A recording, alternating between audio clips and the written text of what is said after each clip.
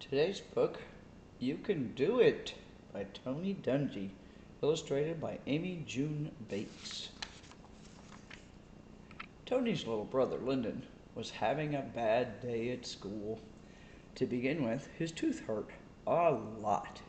And then, in the middle of class, Lyndon touched his sore cheek and he accidentally made a big, loud noise that sounded like a duck quacking. Everyone started laughing at him, except his teacher, Mrs. Lee, who said his parents could expect a call tonight. All this made it hard for Lyndon to concentrate on his lesson. Mrs. Lee went around the room asking everyone what they dreamed of being someday. When it was Lyndon's turn, he realized he was the only one who had no idea. "I don't know," he answered. "Maybe a duck." Everyone started laughing again. Lyndon liked it when he made people smile, but Mrs. Lee was not smiling. He couldn't wait until the bell so he could walk home with his big brother Tony. Tony tried to cheer up Lyndon on the way home. "Hey, Lyndon, why don't you go out for a long pass just like I taught you?" Tony called out as he pulled the football from under his arm. The ball spiraled through the air in a perfect arch and landed in Lyndon's arms with a soft thud. Lyndon waved the ball proudly. "Maybe someday I'll be as good in sports as you are," he said, as they continued to walk home. Lyndon knew his brother hoped to become a football player when he grew up. Tony could hardly throw a football Lyndon knew his brother hoped to become a football player when he grew up. Tony could already throw a football so far and high, you might as well pack a lunch to eat while waiting for it to come back down. Tony playfully punched Lyndon in the arm.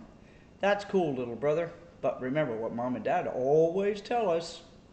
I know, Lyndon said. "Whatever it is that you want to do, you can do it. Trust God and dream big." But Lyndon wondered if playing football was really what he wanted to do. "That was Mrs. Lee again," Lyndon's dad said as he hung up the phone. "What did he do this time?" Lyndon's mom asked. "Was he quacking like a duck during math again?" "Actually, no," Dad replied. This time it was an English class. "Oh no," Mom sighed, then added, "but you have to admit he has a great duck call." "That he does," agreed Dad, as they watched the boys race to the house behind their sisters, Sherry and Lauren. "But he should not be doing it in the middle of class."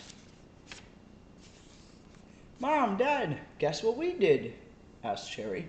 "We saved a baby bird and put it back in its nest," said Lauren eagerly. "You'll both make great doctors or nurses someday," exclaimed Mom with pride.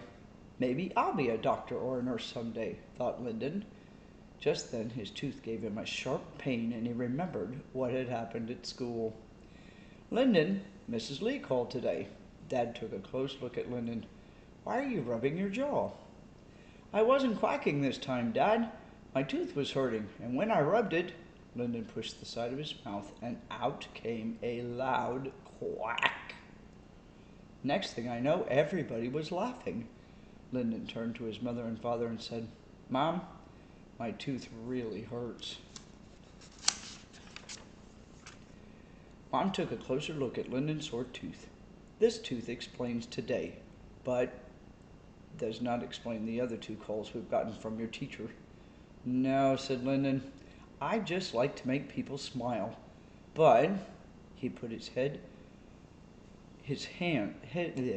in his pocket and tried hard not to cry. "Besides your tooth, what's wrong, son?" his dad asked. "It's just that Tony and Sherry and Lauren know their it, and I don't know my it." "Their it?" asked their dad. "Their it. What they dream about, what they want to be. It's like you always tell me, you can do it, dream big, but I don't know what it is." "Don't you worry about that, son, I promise you. You'll find your dream in your own time. For now, let's put something on that tooth to make you feel better, and we'll get you fixed up in the morning." But Dad could see that Lyndon was still feeling down. "How can I make this better?" he thought. How can I help Lyndon find his dream? It was Tony's turn to say the dinner prayer, and that night's was extra special. Dear Lord, thank you for blessing us the way you do.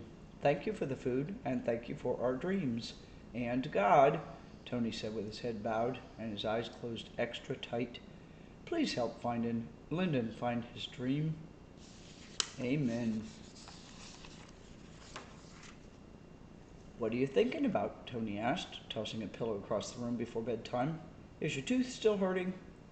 A little, asked Lyndon, but I was thinking about your prayer tonight, Tony. I trust God. I pray every day too, but I still don't know. What is my big dream? I'm not sure, Lyndon, but God knows. And one day you will too, said Tony. But I do know one thing. You will be when you grow up. Really? You do? Lyndon said anxiously. Yeah, no matter what you do or how big you get, you'll still be my baby brother, Tony teased. And as my baby brother, you have to go to bed before me. Good night, Lyndon. Early the next morning, Dad and Lyndon were on their way to the dentist, but they had to make a stop at Dad's science lab first. There's something I want to show you, said Dad. Why don't you come look in the microscope? Lyndon peered into the lens and saw squirming squiggles and bubbly blobs. Awesome, said Lyndon with amazement. That's my it under there, said Dad with a smile. Huh? Asked Lyndon. Your it is what you love to do, and it's something God has given you the talent to do. That's what makes it so special, son. Sometimes dreams are as big as the ocean, or as small as a microbe. With faith and hard work, you'll recognize your it someday. I didn't realize science was my it when I was your age. Really? So I still have time to figure it out? Asked Lyndon, feeling relieved. Plenty of time, answered Dad. Just keep having faith. One cavity filled, and good as new, said Dr. Clark. That's it, said Lyndon with amazement and relief. That didn't hurt at all. He ran his tongue over the smooth surface, now filling the top of the tooth that had been causing him so much pain. He gave Dr. Clark a big smile. That's what I like to see, said Dr. Clark. I love to make people smile. Me too, said Lyndon. You're good to go, Lyndon, unless you have some questions for me.